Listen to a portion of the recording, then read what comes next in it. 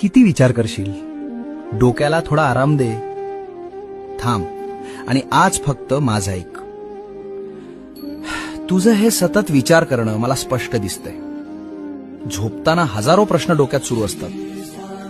उद्या काय होईल, तसं का घडलं. स्वतःच्याच विचारांच्या जाळ्यात तू असा अडकलायस की आता तुलाच गुदमरल्यासारखं वाटतंय. शरीर थांबलेलं असतं, पण तुझा मेंदू रात्रंदिवस धावतोय. आणि वेड्या, ज्या गोष्टींवर तुझं नियंत्रणच नाही त्यांचा विचार करून काय मिळणार. उद्याची काळजी करत बसलास तर आजचा आनंद कसा घेशील.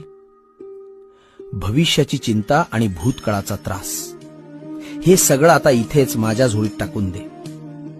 तू फक्त प्रामाणिक कर्म कर, बाकी सगळं मी सांभाळतो.